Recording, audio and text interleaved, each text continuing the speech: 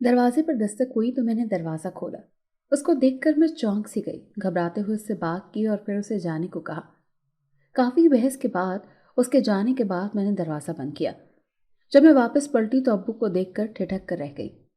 किससे बात कर रही थी तू सज्जल? अब्बू ने कदरे करख्तगी से पूछा।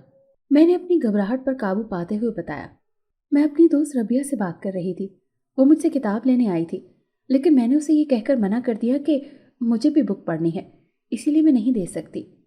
मैंने जानबूझकर लंबी चौड़ी वजाहत दी तो अब्बू खामोशी से दूसरे कमरे में चले गए। मैंने शुक्र का सांस लिया। मैं चुपके से हाथ में पैसे दबोचे अम्मी के कमरे में आ गई।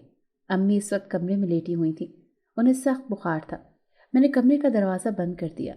अम्मी, चले उठे, डॉक्टर के पास चलते हैं। ये देखें, पैसे आ गए हैं, मैंने सरगोशी के से अंदाज में कहा। अम्मी फौरन उठ बैठी। वो पूछने लगी, कितने पैसे हैं? मैंने बताया 5,000 रुपये हैं। कौन देकर गया है? अम्मी ने पूछा तो मैंने बताया कि अम्मी, उसी ने ही दिए हैं, और कौन दे सकता है हमें। वो सिर्फ पैसे ही नहीं बल्कि आज तो घर के अंदर आना चाह रहा था।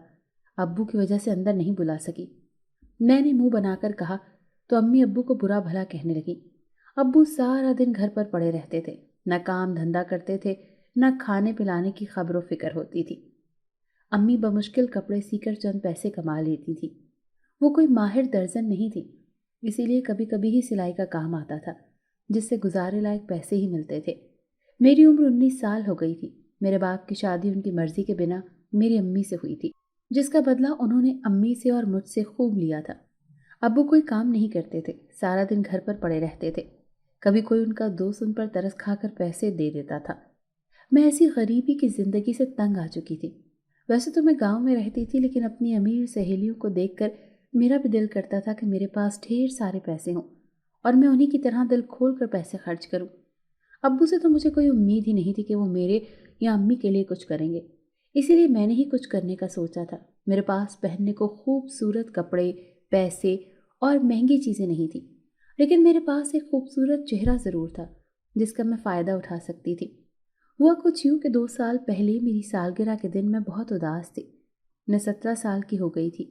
मैं चाहती थी जिस तरह मेरी सहेलियों के घर वाले उनको सालगिरह बहुत धूमधाम से मनाते हैं, बिल्कुल इसी तरह बाकायदा फंक्शन हुआ करते हैं, उनको कीमती तोहफ़े मिला करते हैं, मेरी सालगिरह भी यूं ही मनाई जाए।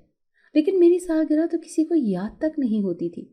जब मैं 17 साल की हुई तो मैंने अब्बू से कहा कि मेरी सालगिरह आ रही है, इस दफ़ा आप भी मेरी सालगिरह पर कोई तकरीब रख लें।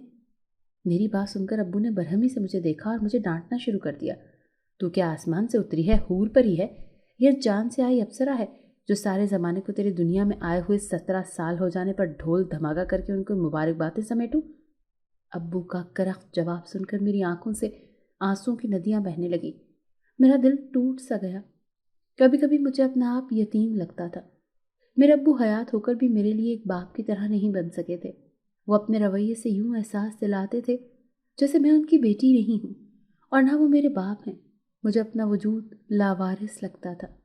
जब मैं अम्मा के पास गई और उनसे अब्बू की शिकायत लगाई तो वो कहने लगी, तेरे अब्बू शुरू से ही ऐसे हैं, तू खुश हो जा, मैं अपनी किसी सहेली से कुछ पैसे ले लेती हूँ और तुझे तोहफा दे दूंगी तेरी सालगिरह का। अम्मी की बात सुनकर मेरी आंखें नम हो गई। मैं खुशी से उनके गले से लग गई।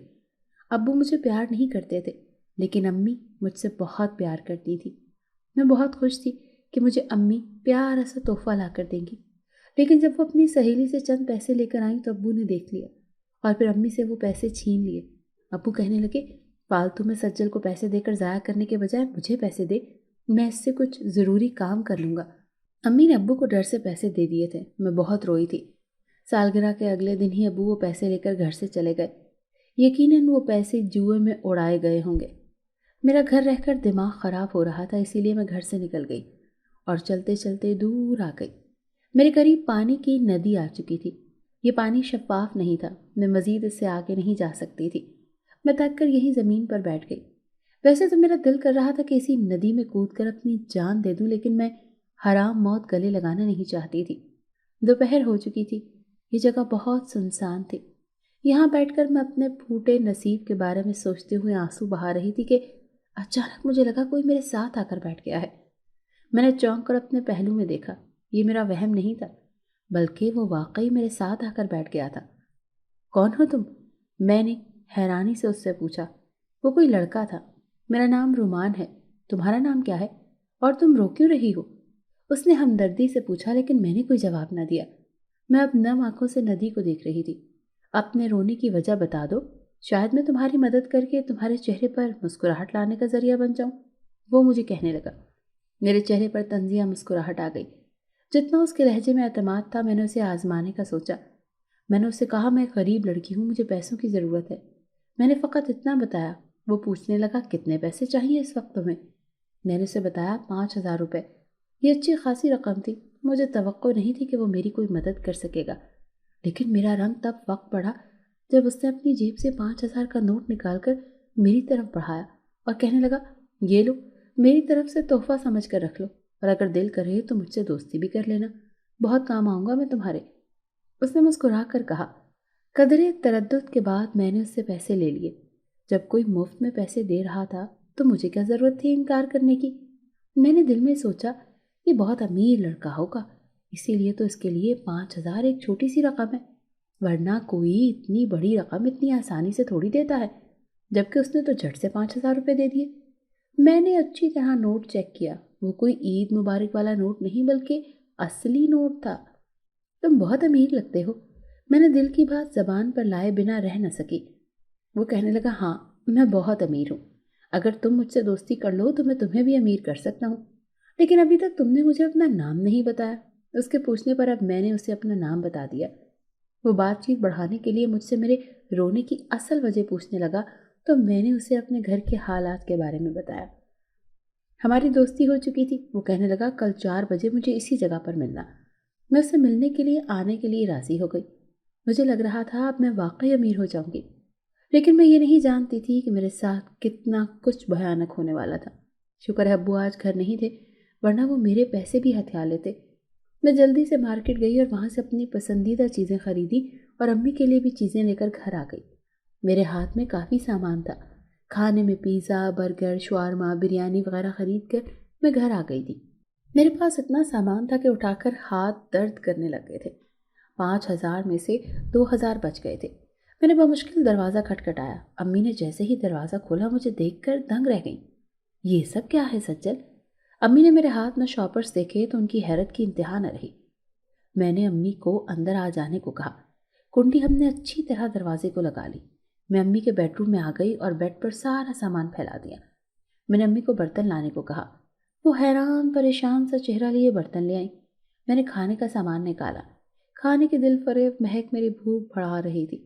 امی پوچھنے لگی، سجل بتا تو صحیح، اتنا کچھ تیرے پاس آیا کیسے؟ میں نے امی سے کہا کہ آپ یہ سب جلدی سے ختم کر دیں، پھر بتاتی ہوں، ایسا نہ ہو کہ ابو آ جائیں۔ میری بات سن کر امی بھی خاموش ہو گئیں۔ ہم یہ سب کھا رہے تھے۔ شاید بچپن میں کبھی میں نے شاورما اور برگر کھایا تھا، اس کے بعد تو ابو کی سختیوں کی وجہ سے میں کوئی کینڈی تک نہیں لے کر کھا سکی تھی۔ برگر کھانا تو بہت دور کی بات تھی۔ جب بھی امی کے میکے والے عیدی وغیرہ بھجواتے تھے تو ابو امی سے پیسے چھین لیتے تھے اور جوئے میں اڑا دیتے تھے۔ آج تک ابو 1 روپیہ بھی جوئے سے جیت کر نہیں آئے تھے۔ مجھے اپنے ابو بالکل پسند نہیں تھے۔ کاش میرے پاس انہیں تبدیل کرنے کا آپشن موجود ہوتا۔ میں اور امی مزے لے لے کر کھانا کھا رہے تھے۔ اس کے بعد میں نے امی کو وہ بچے ہوئے 2,000 دیے اور تحائف بھی دیے۔ میں نے انہیں کہانی سنائی کہ کس طرح میں روتے ہوئے ندی کے پاس بیٹھ گئی تھی اور پھر لڑکا آ گیا جس نے مجھے اپنا نام بتایا اور مجھے پیسے دیے، اور وہ یہ بھی کہہ رہا تھا کہ میں مزید بھی تمہاری مدد کروں گا۔ واہ، دیکھا اللہ تعالیٰ نے ہماری مدد کے لیے کتنا اچھا ذریعہ بنایا ہے۔ بس تو کسی طرح اس رومان سے دوستی کیے رکھ تاکہ تیرے اور میرے نصیب بدل جائیں۔ بس شادی کا نہ سوچنا اس سے، باقی اس سے اچھی طرح پیسے بٹور لینا۔ امی کی بات سن کر میں خوش ہوئی تھی، لیکن کاش وہ مجھے روک دیتی، لیکن انہوں نے میرا ساتھ دیا جو آگے چل کر میرے لیے مشکل کھڑی کرنے والا تھا۔ کھانے کے بعد سارا کوڑا ہم نے گھر سے باہر پڑے کوڑے دان میں ڈال دیا۔ تحائف اور پیسے امی نے الماری میں چھپا دیے تاکہ ابو کی نگاہوں سے دور ہی یہ چیزیں رہ جائیں، ورنہ ان کی نگاہ پڑ جاتی تو وہ یہ چیزیں بھی بیچ دیتے اور جوئے میں پیسے لگا دیتے۔ امی میرے سے بھی زیادہ خوش تھی اور میں بھی بہت خوش تھی، لیکن میں نہیں جانتی تھی کہ یہ خوشی دائمی نہیں تھی۔ اگلے دن میں 4 بجے ندی کے قریب اس سے ملنے گئی۔ وہ مجھے دیکھ کر مسکرایا تھا۔ باتوں کے دوران میں نے اس سے پوچھا، رومان تمہارا گھر کہاں ہے؟ تم رہتے کہاں ہو؟ وہ کہنے لگا، میں یہی ندی کے کنارے رہتا ہوں۔ اس نے یہ بھی بتایا کہ وہ اکیلا رہتا ہے، اس کے خاندان والے اس سے الگ رہتے ہیں۔ میں نے پوچھا، رومان کیا میرے علاوہ بھی تمہاری کوئی دوست ہیں؟ وہ کہنے لگا، نہیں سجل، تم واحد لڑکی ہو جس سے میں نے دوستی کی ہے۔ رومان کی بات سن کر میرے دل میں لڈو پھوٹنے لگے۔ میں بہت خوش تھی۔ اس کا مطلب تھا واقعی اب رومان مجھے امیر کر دے گا۔ ہمیں باتیں کرتے ہوئے 1 گھنٹہ گزر گیا۔ ابو صبح صبح ہی واپس آ گئے تھے، لیکن 3 بجے اپنے کسی دوست کے گھر نکل گئے تھے۔ یہی وجہ تھی کہ میں اب گھر جانا چاہ رہی تھی۔ اگر وہ گھر پہنچ جاتے اور مجھے غیر موجود پاتے تو بہت ہنگامہ کرتے۔ مجھے اور امی کو ابو کے غصے سے بہت خوف آتا تھا۔ ابو غصے میں جنگلیوں کی طرح بن جاتے تھے۔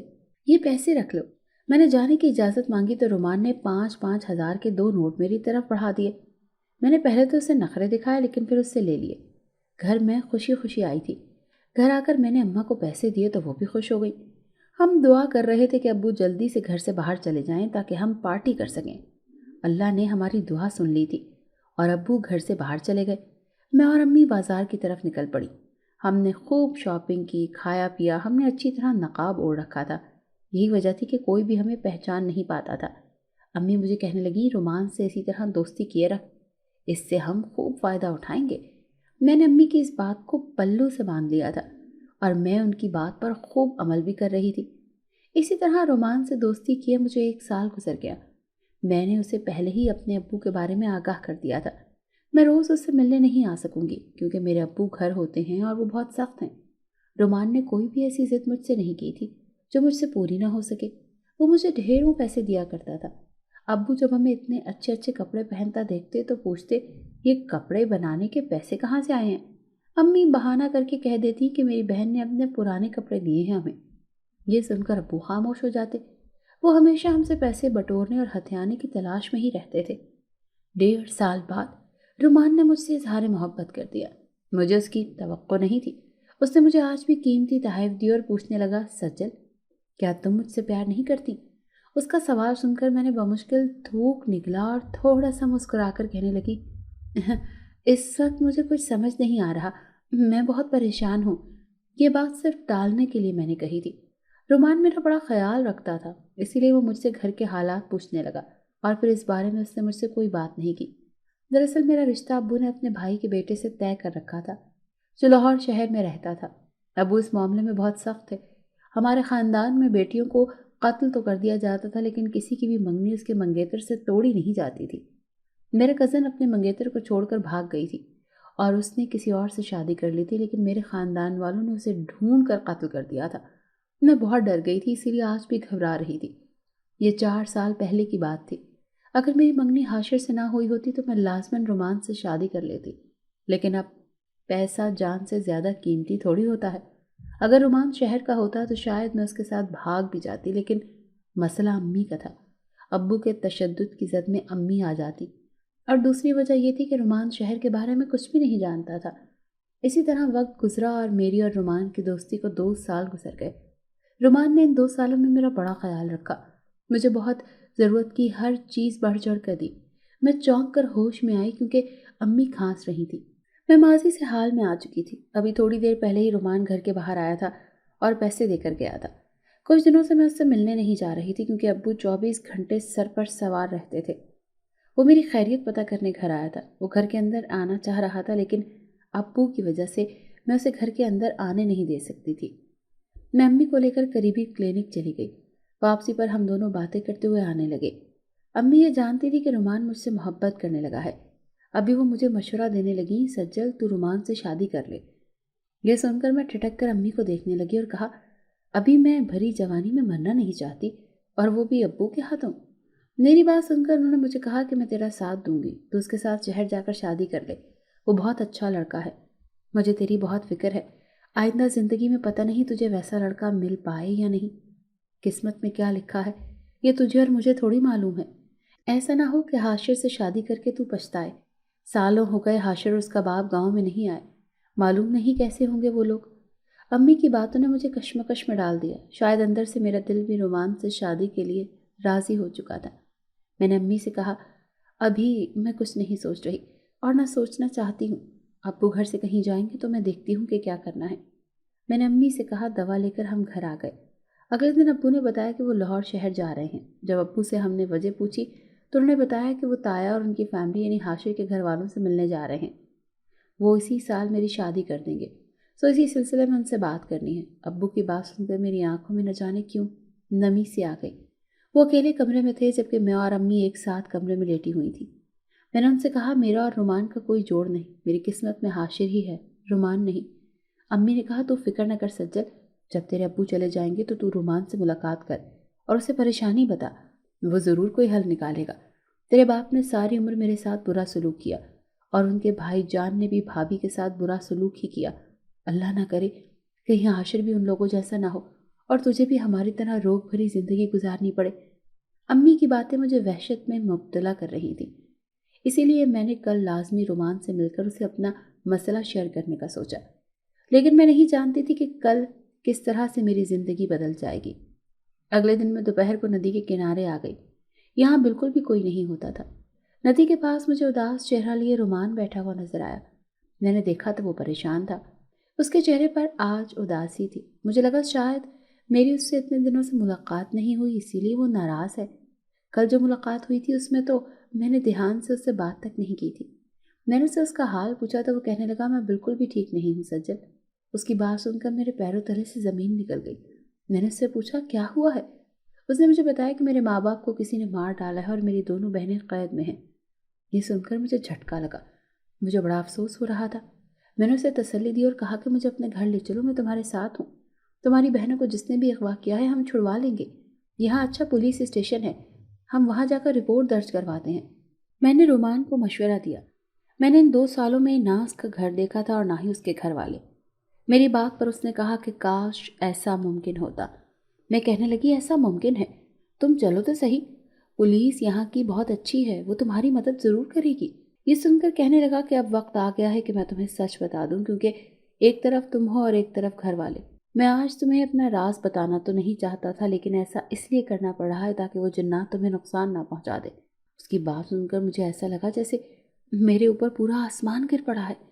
वो कहने लगा, मैं एक जिनज़ादा हूँ और 2 साल से यहाँ इंसानी दुनिया में सिर्फ तुम्हारे लिए रह रहा हूँ। पहले मैं इंसानी दुनिया में आया तो तन्हा रहता था, लेकिन एक दिन मैंने तुम्हें देखा और तुमसे मोहब्बत हो गई। यूँ मैंने तुमसे मोहब्बत की बातें की और मैं तुम्हारी मदद करने लगा। मेरे जिन्नात ख़ानदान को एक यहूदी जिन्नात ने तबाह बर्बाद कर दिया। माँ बाप को तो मैंने खो दिया, लेकिन अपनी बहनों को बचाने के लिए मुझे अपनी जिन्नाती दुनिया में जाना होगा। तुम मेरा इंतज़ार करना सजल, शायद मुझे बहुत देर लग जाए उन्हें रिहा करवाने में। मैं उन दिनों में तुम्हारे पास नहीं आऊँगा, क्योंकि अगर यहाँ आ गया तो जिन्नात तुम्हें भी नुकसान पहुँचा देंगे। मैं जा रहा हूँ, जैसे ही मैं वापस आऊँगा तुमसे शादी कर लूँगा। तुम मेरा इंतज़ार करोगी ना सजल? तुम मुझसे शादी करोगी ना? उसने मेरा हाथ थामते हुए पूछा। उसके हाथ में बहुत हिद्दत थी। मेरा रंग सर्द पड़ रहा था। मैंने न जाने कैसे उसके डर से हिजाब में सर हिला दिया। वो बहुत खुश हुआ। उसने मुझे नोटों से भरा हुआ लिफाफा दिया और कहा, इससे तुम्हारा अच्छा गुजारा हो जाएगा, इसको अपने पास रखो। उसने मेरे हाथ में ये शॉपर पकड़ाया और उसके बाद वो हवा में तहलील हो गया। उसके जाते ही मैं भागते हुए घर गई थी। मेरी आंखें आंसुओं से तर थीं। मुझे बहुत डर लग रहा था। 2 साल मैंने एक जिनजादे के साथ कैसे गुजार लिए। घर आई तो अम्मी मुझे परेशान देखकर पूछने लगी कि हुआ क्या है। मैंने उनको झूठी कहानी सुना दी और कहा, मेरी और रोमान की शादी कभी नहीं हो सकती। मैं अम्मी को चाहकर भी सच नहीं बता सकती थी। मैंने उनको नोटों से भरा खाकी शॉपर दिया तो उन्होंने उसे थाम लिया। मेरे लिए अब वो परेशान तो थी, लेकिन क्या हो सकता था। पैसे देखकर वो खुश हो गई। ये रात मेरी रोते हुए गुजरी। काश रोमान पहले ही बता देता कि वो एक जिनज़ादा है, ताकि मैं उससे बात ही ना करती और ना उससे मिलती। शायद मेरे दिल में उसके लिए जज्बात थे, या शायद नहीं थे। मैं कुछ जान न पाई। एक बात तो तय थी कि मैं किसी जिन से शादी हरगिज़ नहीं कर सकती थी, और कुदरत को भी यही मंजूर था। एक दिन बाद अब्बू अपने भाई की फैमिली के साथ आ गए। हाशिर की सारी फैमिली थी। अब्बू ने बताया कि मेरा इस जुम्मे को निकाह है। हाशिर को मैंने देखा, वो दिखने में और अपने लहजे से अच्छा इंसान लग रहा था। मैंने सोच लिया था कि हाशिर से शादी कर लूँगी। अगर इनकार भी करती तो ज़बरदस्ती अब्बू ने उसके साथ कर ही देनी थी। सब लोग दूसरे कमरे में थे। कल से निकाह की तैयारियां होनी थी। अम्मी मुझे परेशानी से कहने लगी कि एक बार फिर सोच लो सज्जल, اگر رومان سے شادی چاہتی ہو تو بھاگ جاؤ۔ میں نے ایک بار پھر انکار کر دیا اور امی سے کہا اگر کبھی آپ کو راستے میں رومان مل جائے اور وہ میرے متعلق پوچھے تو اسے کہہ دیجیے گا کہ میری موت ہو گئی ہے، اسے سچ مت بتائیے گا۔ یہ سن کر امی برہمی سے مجھے دیکھنے لگی۔ میں نے ان کو اپنی طرف سے کہانی سنا ڈالی تو وہ کہنے لگی ٹھیک ہے، جیسا تو کہہ رہی ہے میں ویسا ہی کہہ دوں گی، رومان کو میں سچ نہیں بتاؤں گی۔ تایا جان نے ہمیں شاپنگ کے لیے کافی پیسے دے دیے۔ امی نے مجھے کہا سجل جو پیسے رومان نے دیے ہیں وہ تو رکھ لے۔ میں نے پیسے لینے سے انکار کر دیا اور کہا کہ آپ رکھ لیں، اب رومان تو کبھی پیسے دے گا نہیں، اسی لیے آپ خرچ کرتی رہیے گا۔ امی نے فورس کیا لیکن میں انکار کرتی رہی۔ تایا جان نے جہیز نہیں مانگا تھا اور یہ شادی سادگی سے ہونی تھی۔ جمعے کے دن مجھے دلہن بنایا گیا اور نکاح خواں بھی آ گئے۔ میں بہت خوبصورت لگ رہی تھی، میری آنکھوں میں نہ جانے کیوں آنسو آ گئے۔ امی بھی رو رہی تھی اور میرے نصیب اچھے ہونے کی دعا کر رہی تھی۔ دعا میں بھی یہی کہہ رہی تھی کہ میرے نصیب اچھے ہوں، حاشر ایسا شوہر نہ نکلے جو میری امی اور تائی کو ملا۔ نکاح ہو چکا تھا، پھر رات کو رخصتی کا وقت آ گیا۔ میں امی کے گلے لگ کر بہت روئی۔ ابو نے آج مجھے گلے سے لگا لیا، اس بات کی مجھے بہت خوشی تھی۔ اس کے بعد گاڑی میں بٹھا کر حاشر مجھے اپنے گھر لے گیا۔ یہ گاڑی حاشر کی ذاتی تھی، مجھے نہیں معلوم تھا کہ حاشر بھی امیر لوگ ہوں گے۔ ایک طرح سے میں خوش بھی ہوئی تھی کہ چلو میرا نصیب امی جیسا تو نہیں جس نے زندگی بھر غریبی دیکھی تھی۔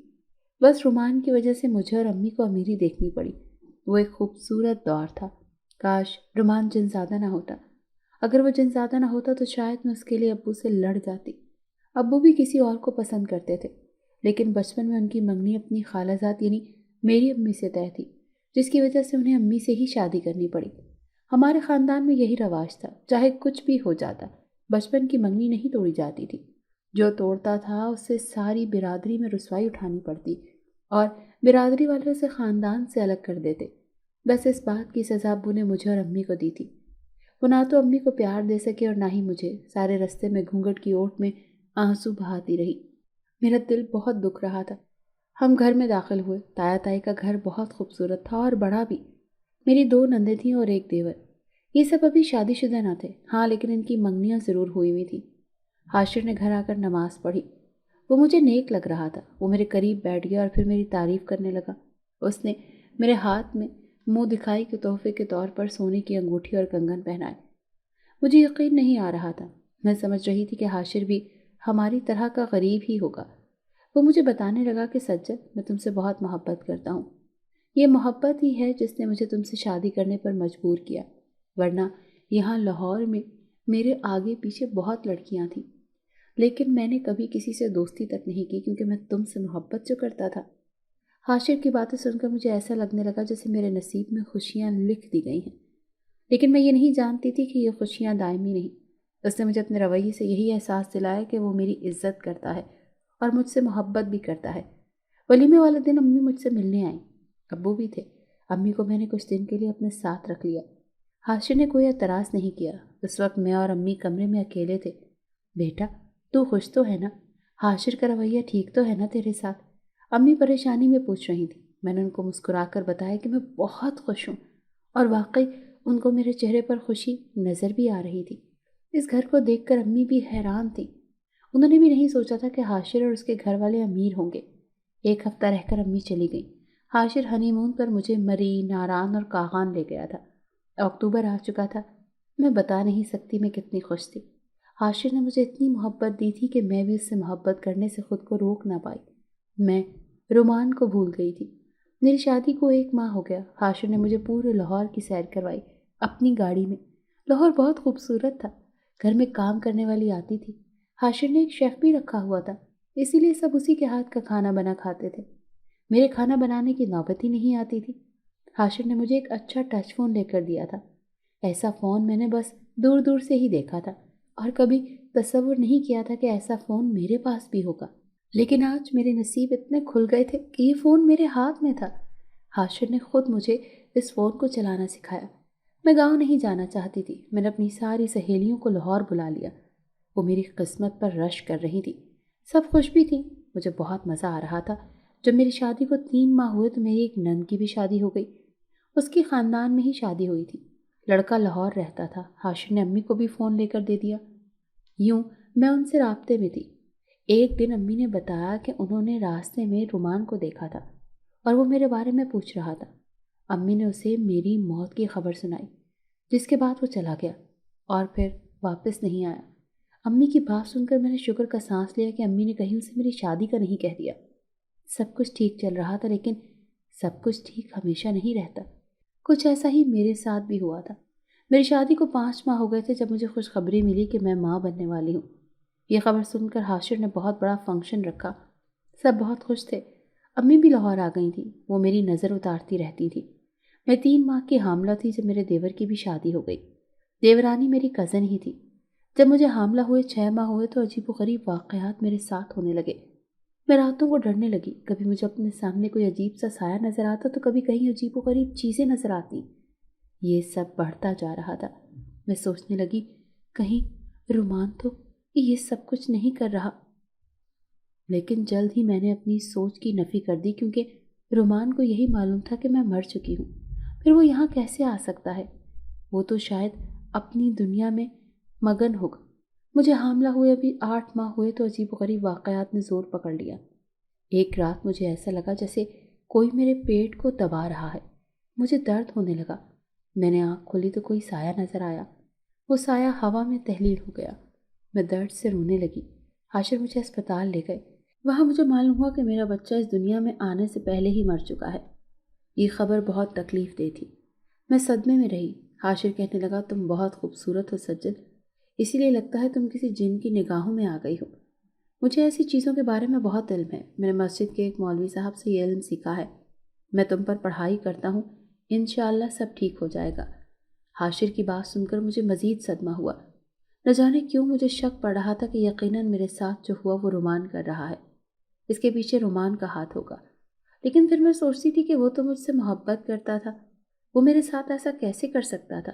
میں بہت پریشان ہو رہی تھی اور اللہ سے دعا کر رہی تھی کہ اگر یہ سب رومان کر رہا ہے تو وہ جلد از جلد کہیں دفع ہو جائے۔ میں اسے اب اپنی زندگی میں برداشت نہیں کر سکتی تھی۔ مزید 3 مہینے گزرے تو دوبارہ مجھے خوشخبری ملی۔ مجھے لگ رہا تھا اس دفعہ سب ٹھیک ہوگا۔ اب ہر روز حاشر مجھ پر پڑھائی کر دیا کرتا تاکہ میں جنات کے شر سے محفوظ رہ سکوں۔ وہ ہفتے کے بعد مجھے بڑے اسپتال میں چیک اپ کے لیے بھی لے کر جاتا۔ بچہ بالکل ٹھیک تھا۔ یوں 9 ماہ گزر گئے۔ 9 ماہ میں ایک بھی ایسا ہفتہ نہیں آیا جب میرا چیک اپ نہ ہوا ہو۔ ڈاکٹرز نے کہا تھا کہ میرا بچہ بالکل ٹھیک ہے اور صحت مند ہے۔ ایک رات مجھے لگا جیسے کسی نے دوبارہ میرا پیٹ دبایا ہے۔ مجھے کوئی نظر نہیں آیا۔ میں رونے لگی۔ حاشر اٹھ چکا تھا۔ میں نے اس سے کہا، سب ختم ہو گیا حاشر، میرا یہ بچہ بھی مر جائے گا۔ حاشر کہنے لگا، ایسے مت کہو سجل، انشاءاللہ کچھ نہیں ہوگا۔ حاشر مجھ پر آیات پڑھنے لگا۔ امی میرے ساتھ نہیں تھی۔ ہم فوراً اسپتال بھاگے۔ میں تو بے ہوش تھی۔ خواب میں نے دیکھا کہ میرا بچہ زندہ نہیں رہا۔ میں ڈر کر اٹھ بیٹھی تو دیکھا سب لوگ لیبر روم میں جمع تھے۔ حاشر کی آنکھیں نم تھیں۔ امی میرے گلے لگ کر خوب روئیں۔ مجھے معلوم ہوا میرا دوسرا بچہ بھی اس دنیا میں آنے کے بعد اس دنیا سے رخصت ہو کر دوسری دنیا میں چلا گیا ہے۔ ڈاکٹرز بھی حیران تھے کہ ایک صحت مند بچی کی اچانک موت کس طرح ہو سکتی ہے۔ اب تو مجھے پکا یقین ہو گیا تھا کہ یہ سب رومان کر رہا ہے، لیکن یہ سوچ کر میں پریشان ہو جاتی تھی کہ اگر یہ سب رومان کر رہا ہے تو وہ میرے سامنے کیوں نہیں آتا۔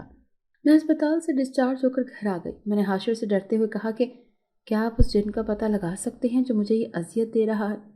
حاشر بہت پریشان تھے۔ وہ کہنے لگے، میں اس بات کا پتہ نہیں لگا سکتا، لیکن امید کرتا ہوں کہ اب سب ٹھیک رہے گا، کیونکہ میں نے اس بار بہت سخت عمل کیا ہے۔ اب تم جنات کے شر سے محفوظ رہو گی۔ حاشر کی بات سن کر مجھے تسلی ہو گئی۔ امی 1 ماہ رہ کر واپس گاؤں چلی گئی۔ میں کافی کمزور ہو گئی تھی۔ میں رومان کے بارے میں اتنا سوچنے لگی تھی کہ وہ خوابوں میں بھی مجھے نظر آنے لگا تھا۔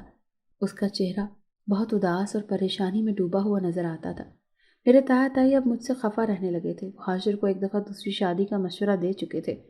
وہ کہنے لگے تھے کہ حاشر، تم ہمارے بڑے بیٹے ہو، ہم تمہارا بچہ یعنی اپنا پوتا اپنے ہاتھوں میں اور گھر میں دیکھنا چاہتے ہیں۔ تایا تائی کی بات سن کر مجھے سخت غصہ چڑھا۔ وہ لوگ ایسے ہی تھے، کبھی اچھے بن کر نہیں رہ سکتے تھے۔ حاشر نے سب کو باور کروا دیا تھا کہ وہ مجھ سے ہی محبت کرتے ہیں، اور اگر میں کبھی ماں نہ بن پائی تو وہ مجھے نہیں چھوڑیں گے اور نہ ہی دوسری شادی کریں گے۔ یہ سن کر میں رو پڑی۔ میں نے کبھی سوچا نہیں تھا کہ مجھے حاشر جیسا اچھا شوہر بھی مل سکتا ہے۔ میری دیورانی بھی حاملہ تھی۔ اب سب اس کی خدمت کرنے میں لگے ہوئے تھے۔ مجھے سب بھول ہی گئے تھے۔ گھر میں سب ہی مجھ سے خفا خفا سے رہتے تھے۔ جب مجھے تیسری دفعہ حاملہ ہونے کی خوشخبری ملی تو گھر والوں کا رویہ مجھ سے درست ہوا۔ اب سب مجھ سے ہنسی خوشی بولنے لگے۔ میں بھی اب خوش تھی۔ میں دن رات اللہ سے دعائیں کرتی تھی کہ اب سب ٹھیک رہے اور میرا بچہ اس دنیا میں آ جائے۔ جب مجھے حاملہ ہوئے 6 ماہ ہوئے تو سب ٹھیک چل رہا تھا۔ میں خوش تھی۔ سب میری بہت خدمت کر رہے تھے۔ اس دوران میری دیورانی نے بچہ جنم دے دیا۔ اس کے بچے کو کوئی نقصان نہیں پہنچا۔ 8واں مہینہ جب مجھے شروع ہوا تو میرے ساتھ ویسا ہی ہونے لگا۔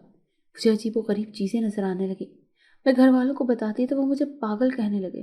میرا دل ٹوٹ سا گیا تھا۔ اس رات جب میں سو رہی تھی تو میں نے دوبارہ اپنے پیٹ پر وزن ڈلتا محسوس کیا۔ تیسری بار میں اپنا بچہ کھو چکی تھی۔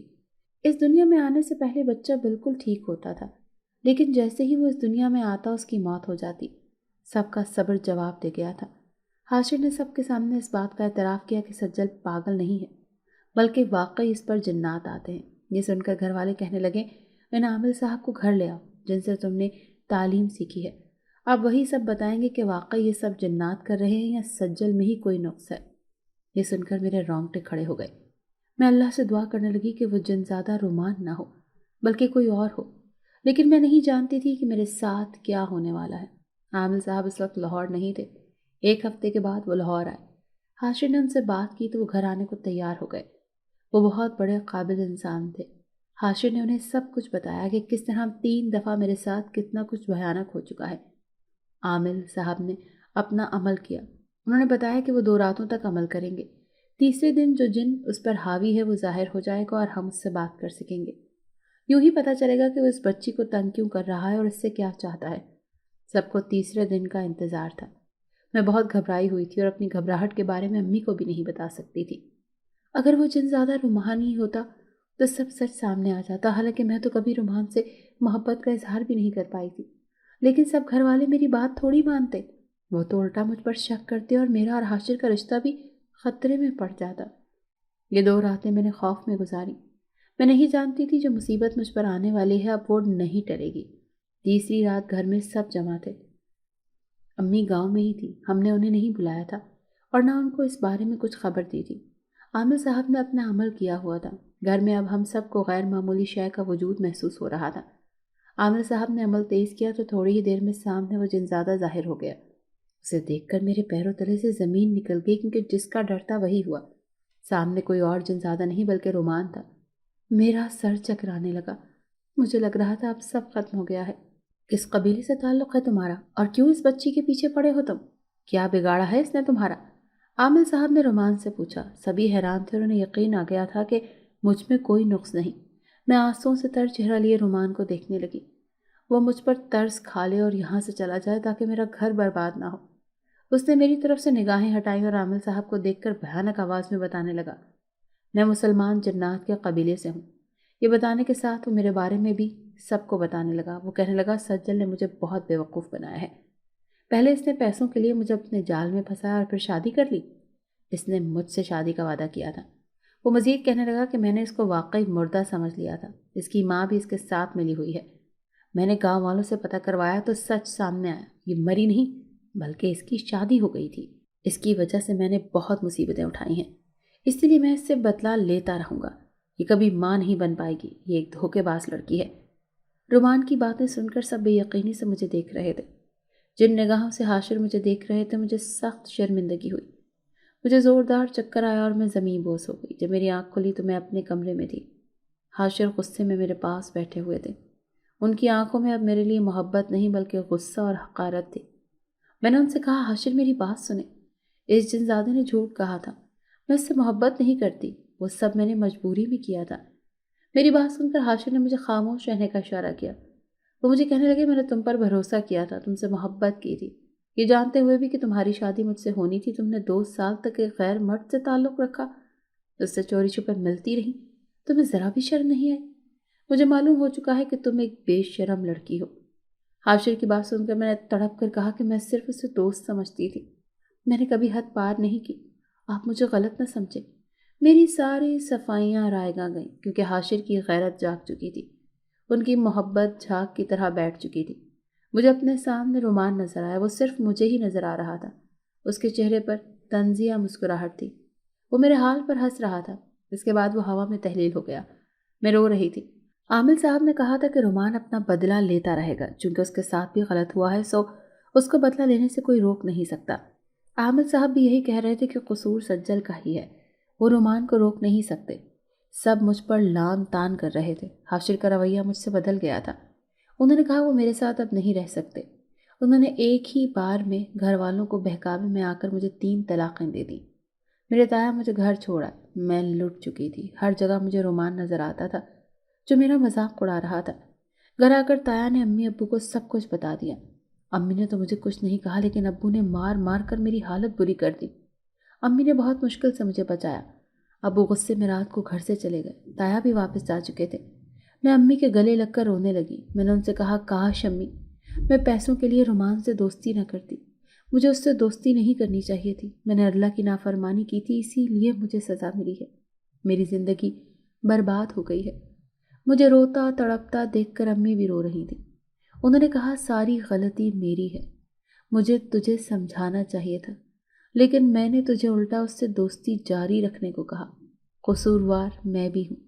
ساری رات ہم نے اذیت میں گزاری۔ دولت ایک ایسی چیز ہے جو انسان کو بربادی کی طرف بھی لے جا سکتی ہے۔ آدھی رات کو گھر میں رومان داخل ہوا۔ امی اس سے ہاتھ جوڑ کر معافی مانگ رہی تھی۔ میں نے بھی اس سے معافی مانگی تو وہ کہنے لگا، سجل میں تمہیں ساری زندگی اذیت دیتا رہوں گا اور تمہیں کبھی معاف نہیں کروں گا۔ تم نے ایک جن زادے کے ساتھ دھوکہ کیا تھا۔ ہم جنات ایک دفعہ کسی سے نفرت کر لیں تو چاہ کر بھی اس سے محبت نہیں کر سکتے۔ اب تم ساری عمر دیکھو گی کہ میں تمہارے ساتھ کیا کروں گا۔ جس حاشر کے لیے تم نے مجھے چھوڑا تھا، دیکھ لو اس کے سامنے کیا اوقات ہے تمہاری۔ اتنا کہہ کر وہ گھر سے چلا گیا۔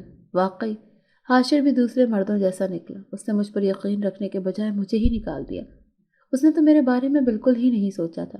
ابو بھی مجھ سے ناراض تھے، انہوں نے گھر آنا ہی چھوڑ دیا تھا۔ میرے اور امی کے پاس پیسے بالکل ختم ہو گئے تھے۔ ابو نے ہماری کوئی خبر گیری نہیں کی۔